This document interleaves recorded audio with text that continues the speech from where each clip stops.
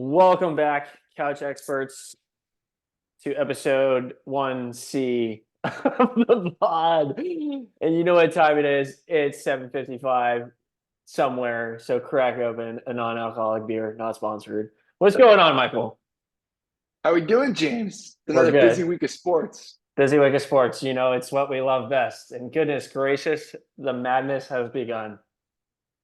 I'm all about the madness. I'm here for all. I'm neck deep in the madness. Thoughts on your Bengals to date. What do we Oh, we grade? going Thing? NFL free agency first? Oh, let's Of get in. Okay. course, man. So first of all, I would like to say, if you've been following my Instagram on Goodies Grade 8, I have reported every single player so far that is signed. It has been absolute hell. I don't know why I started doing this, and they just keep signing. I don't know who these people are. DeQuarius Smith is like somehow signing somewhere. I don't know who he was with last year, but he's probably with like the Titans now. So that's been I've been locked in, but maybe little too locked in. But to get to the Bengals specific, I guess first who they've lost. Chidobe Awuzie is now on the Titans. That was no big deal. They kind of had a plan at cornerback. He was recovering from an injury last year. No big deal there. They traded Joe Mixon. I love the trade. He was getting expensive for the running back room. I'm on team. You can't pay a running back and succeed if you're going to pay your quarterback.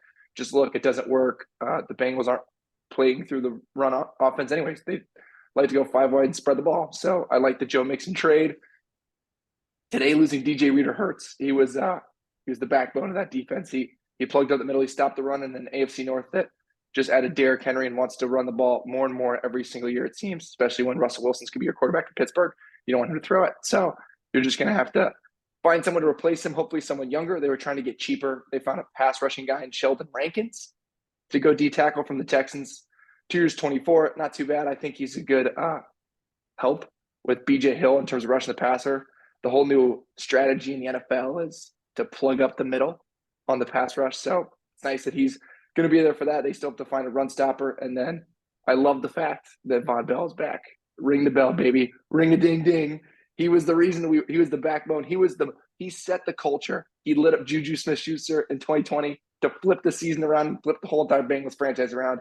So I'm super glad he's back. They also got Geno Stone from the Ravens because they allowed way too many explosive plays on defense last year because Dax Hill was straight booty cheeks, and now booty cheeks might be a cornerback because they can't trust him at safety. So I like the fact that they added there.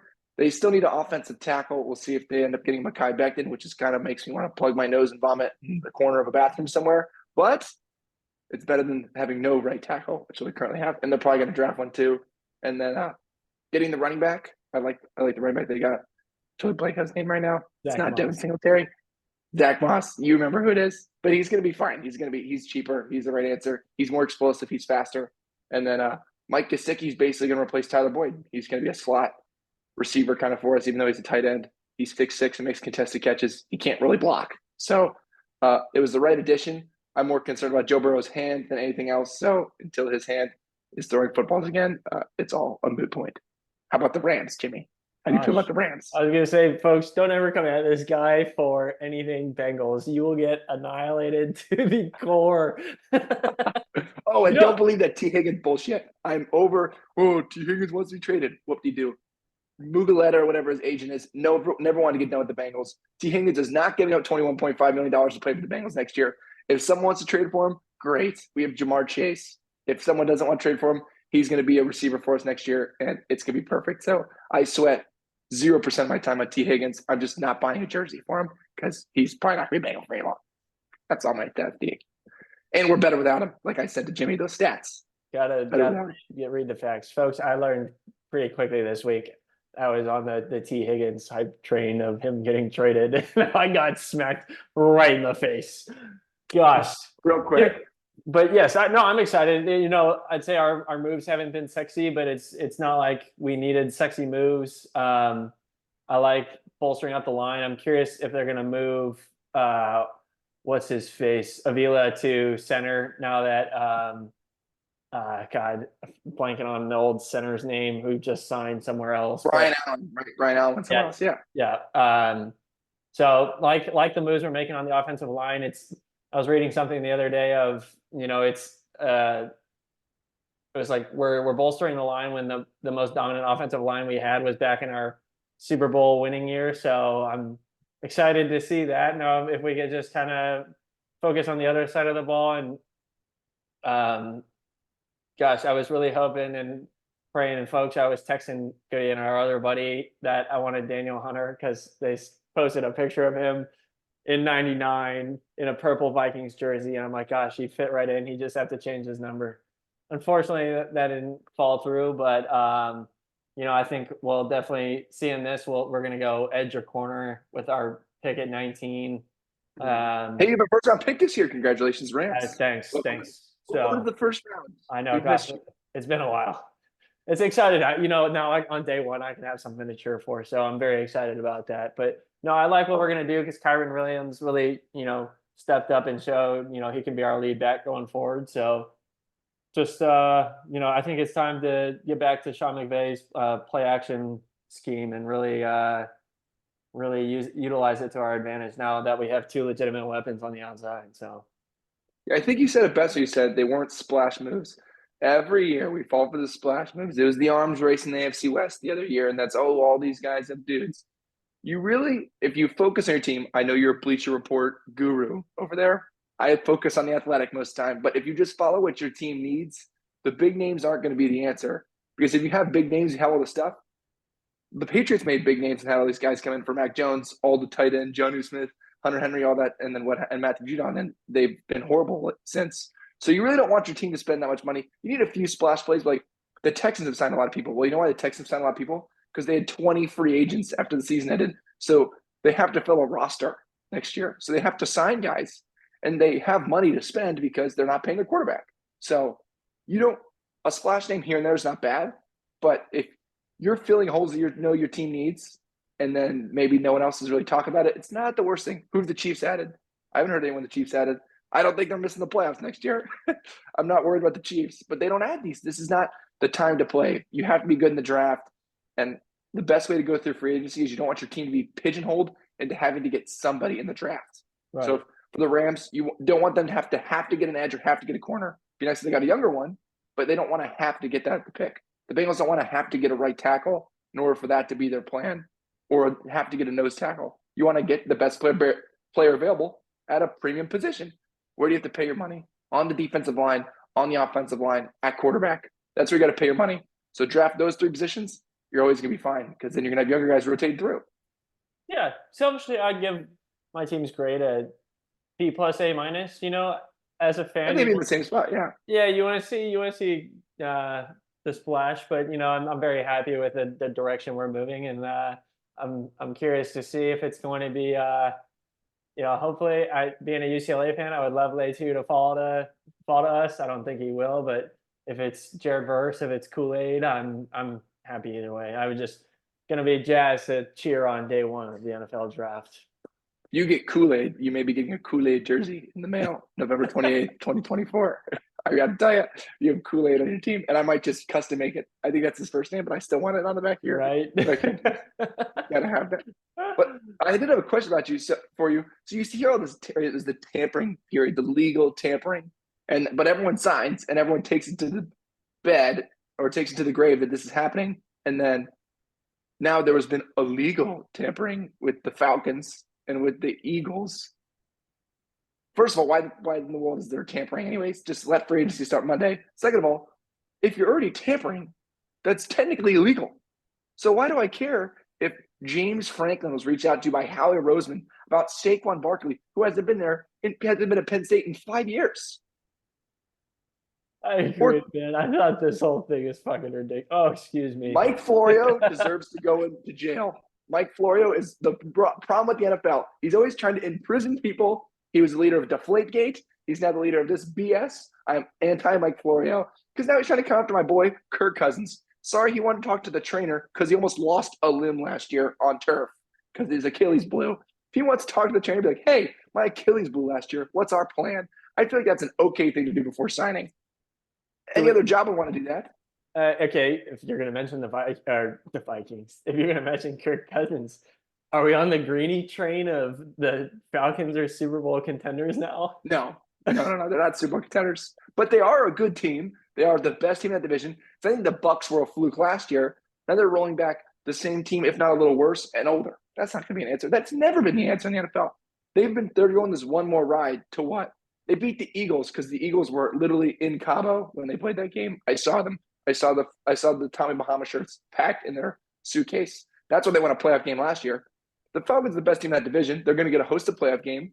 If they get hot at the right time and if the Cowboys are the 5 seed, I'm not taking the Cowboys in Atlanta. Sorry, but I think they'll be fine. They're going to be a good team. I think they're going to get 10 wins, and they're going to be a better spot. Yeah, after hyping up the Cowboys last year, I'll probably do the same again this year just to mess around. But I'm never They picking. haven't even signed anyone this year. They haven't even entered free agency. Nope, they just signed. They stole Eric Kendricks from the 49ers. Stole, yeah. UCLA. When was Eric Kendricks good? I think that was like 2016. I think we were still in high school. Back when in Eric Kendricks was and good. he was back in college. He was leaving. But they weren't even. Apparently, the Cowboys weren't even in on Derrick Henry. How are they not in on Derrick Henry the whole time? Well, I don't know what their plan is going to be at running back. Losing Pollard at what was that guy's name? The bit more physical guy. They use Pollard as like their speed guy. I think it's Well, they have Vaughn, who's the old Kansas State guy, who's a little short guy. I don't remember who the bigger guy was. I mean, it was really the Pollard show, and I don't think the Titans did the right thing signing Pollard either. He's not a 3-down back. I don't They already have understand. a smaller back. I don't understand the Titans' moves thus far. Given Calvin Ridley the amount of money that they did, and then And they could literally give AJ Brown $4 million more like 2 years ago. Yeah. The Titans they're a team with a lot of free agents because they have a new coach and new regime. So now they're going to try and spend all this money and they'll release half the guys in 2 years, and then hopefully they're going to get some draft picks back. I mean, Will Levis isn't the right answer either. They're next year they're picking a quarterback because they're going to be a top 10 pick next year, and then they're just going to get a quarterback next year. I mean, it's a year of Will Levis first. It's kind of like the Falcons Desmond Ritter thing. Like, you have some people that you like, but I mean, it's not as good. Did you see Kyle Pitts is trying to change jerseys with Kirk Cousins? And he just said he wants targets. That's all he wants to get to number 8. Oh gosh, I mean, look who he's had thrown him to for the past few years. He's like, yeah, Kirk offered to pay like for my, give it to a charity or give me money for 8. He's like, I just want targets. Yeah, he's not kidding. He just wants the ball. Throw the ball to Kyle Pitts. He's kind of good at football. I think that could be a really good match considering what Kirk has done in the past with TJ Hawkinson, and then he's shown Kyle Pitts isn't a traditional tight end. He's a bigger guy, so he's shown like kind of like, not to compare him to Justin Jefferson, but like a guy of that size. I mean, Kirk's gonna find Kyle Pitts. If you're a fantasy football, ride Kyle Pitts next year. And Drake London. I won't let you down. I would take any Falcons weapon because Kirk may throw picks. Kirk may drive you crazy, but he will throw it to your best players, even when they're quadruple covered. There's a reason Justin Jefferson had crazy catches. He's good, and Kirk threw it up to him like 50% of the time. He's like, I'm about to get smacked. Justin Jefferson's in this vicinity. I'm just going to throw it up there. It's going to be the same thing. I mean, that's what Kirk does. I mean, it's the right signing. Kudos to him, by the way, for making $40 million his career. Rather impressive, Kirk. Watch out, Coles in Atlanta. Kirk Cousins is coming. He's bringing his shopping cart.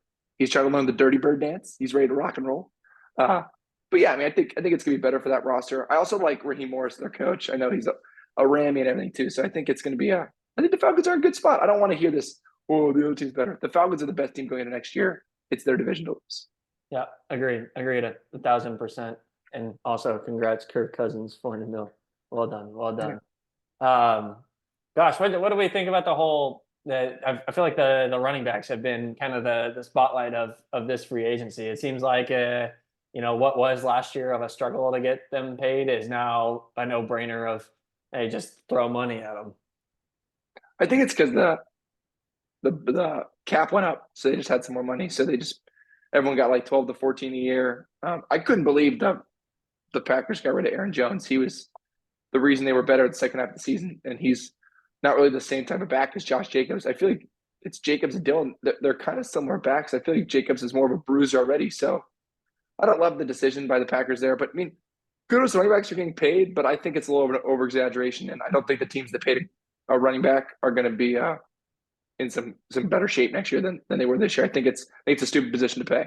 Yeah, I agree. I think you touched on it earlier, like what the Bengals did with Zach Moss. I mean, he proved that when Jonathan Taylor was out, he's more than capable of being that lead back and can also be utilized as a pass catcher too. So I agree with you 1,000% on the Josh Jacobs of it seems like the Aaron Jones and AJ Dillon was like a 1-2 punch kind of thing, and now it seems like it's a run the same thing at you twice kind of deal. So we'll see Yeah. what happens there. And then I like Aaron Jones staying in the division selfishly of just going to go play him twice, although I'm unfortunate to the team he went to. I don't know, I'm just not a believer in the Vikings. So I would love to see him on a more of a contender. If you don't trust JJ McCarthy, then you don't trust the Vikings because that's who their quarterback's going to be next year. Maybe not week 1, but they're picking JJ McCarthy, they're picking Bo Nix, they're picking Michael Penix. One of those three. I don't think Justin Jefferson wants to be there. Apparently, he turned down a $30 million offer. I'm still ready for the Bengals to make the trade. I know it's not possible, but T. Higgins and 2 first-round picks for Justin Jefferson seems pretty fair. Pick 18, pick whatever they have next year, and T. Higgins. I mean, boys back in town, different Tigers. Take a little pay cut for the boys. I don't know. Yeah, and then with the running backs, I just think, look at the Chiefs. When in doubt, if you're a franchise wondering what you should do, you should probably just look at the Kansas City Chiefs and just we need a quarterback. He needs his weapon, do well in the trenches, and then draft young everywhere else. That's really what they've done. Obviously the quarterback is easier said than done, but you just have to keep trying to find one until you get it. Other than that, just spend your money in the heart of your defense and in the heart of your offense. And then wide receivers and running backs come out all the time. You'll be able to find them again. All we do is do that in college. So I wouldn't be surprised if that's a good recipe for success going forward. Yeah, matter of fact is it's a passing league right now. So yeah, 100%. Well, we're in March. You talked about it. Basketball season. We're in the thick of conference tournament week. We got some automatic bids. I want you first to tell our audience about the trapezoid that you've explained to me that I need to use to find my bracket. Bring up the trapezoid. So the trapezoid is a guy, quite frankly, on Instagram who has laid out all the things I don't even know about in terms of basketball offensive efficiencies and turnover. Well, you know what turnovers are, but I'm like, what the hell goes into offensive efficiency? But so he maps it on an XY grid, right? And basically based on this XY grid has put teams in certain places. And based on that, he's predicting the winners based on who falls in what sector of the trapezoid. Hence my screenshot of, bear with me, I don't know, me too. My screenshot of the teams I will be most likely riding with in the tournament.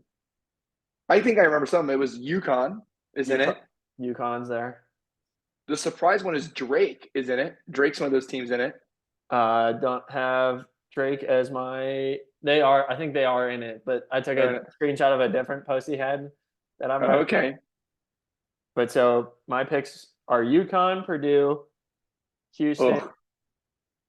I know you hate Purdue. You go with your picks. Arizona and Creighton. Maybe the Bear Bend news to tell you Creighton is losing in the first round of the Big East championship right now in the bracket. First round tournament. They're losing to Providence. So good. Peak next week. You should be rooting for Purdue to lose the Big Ten tournament because since 2018, the team that has won the Big Ten tournament has never made it past the first round of the NCAA tournament. Well, that's a scary thought when we're gambling next weekend and potentially a 16 seed can upset a 1. No. Purdue is the prime Virginia candidate. They are trying to be the Cavaliers when they lost a few years back and then won the national championship next year. That's who Purdue's trying to be. I just don't like Zach Edey, and I don't trust one big man who can get in foul trouble plus a bunch of people who can hope to shoot. That's not really a recipe for success in my mind. All right. Well, if you're not following statistics, then my friend, how are we going about our picks this year? Well, you're trusting you. I am on a perfectly, if you've screwed me over in the past, you're now not getting taken far this year. That's my statistics. So Purdue cannot go past like the Sweet 16 for me because I'm not getting screwed again by whatever happened last year. I know they probably wouldn't have lost to an 8 seed. They probably just had a bad weekend, but I'm not taking them far. University of Arizona, they just lost to USC last week. And I do not trust that team in the tournament on neutral field as a 2 seed. They're not. Michigan State's playing them as a 10 the next second on Saturday or Sunday. How you feeling about your Elite Eight Arizona pick? Not good, because I had them win the national championship last year and they lost in week 1 to Princeton. So I am not falling for that crap again. UConn's really good. Houston's horrible to watch, but you have to pick them because they're going to go far. I am a sucker for the Tennessee Volunteers and Dalton Connect, baby. The people's champ from South Dakota State all the way to the hearts of all Americans. I'm a big Dalton Connect guy. And then I think the Tar Heels are picking up at the right time. They're pretty good. Duke's ready to fall flat in their face again this year. I think they're just about to lose in the first round of the ACC tournament too, for their first game, because of course Duke is Duke, and this is what they're going to do now. Lay a Dookie. But yeah, I think Tennessee, Houston, and UConn. Those are my big three.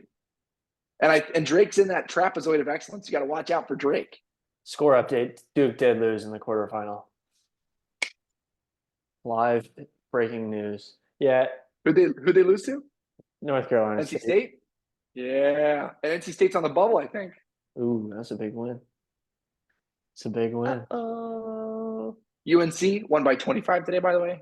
Tar Heels get the job done. They are definitely. I mean, you're right on that. They're peaking at the right time, especially when you beat Duke in Cameron in that last game of the regular season, and then just ride that into the ACC tournament. Could be peaking at the right time. We'll see. Yeah, I feel like I'm on a new base this year. I'm just not going to bet on teams that are 50-50. You really should trust UConn and you should trust Houston. I don't see those teams losing anywhere before the Elite Eight. And if you lose a Final Four team in the Elite Eight or your championship in the Elite Eight, you're getting a lot of points in your bracket. I just could see, like, I love Tennessee, but they could also lose early. Like, you can only take them to go so far with teams like that are just on the fence. I mean, like Kentucky, they bring you back in every year, and they're just waiting to get clobbered by Morehead State in the first round as a 14 seed and just break all of America's hearts. And John Calipari's lifetime contract is just going to go back and bite him in the ass again. Well, gosh, you pick a fun team and then you just find something wrong with them. So I'm very curious to see how your bracket is going to turn out this year, sir. I'm locked in. I've been listening to podcasts. I've been introduced to the trapezoid of excellence. I've been doing some research. We're going to see if this is the most educated bracket I'll ever have. Will it be the best? Time will tell, but it's going to be the most educated. That's great. Okay, fair enough. Well, hey, as we wrap things up, watch of the weekend. What are you most excited for this weekend?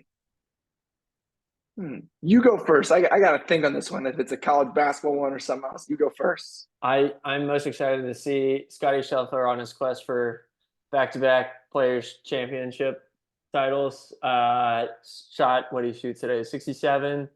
Playing with JT and Ricky and Xander and both Rory. I think there was one other at 7.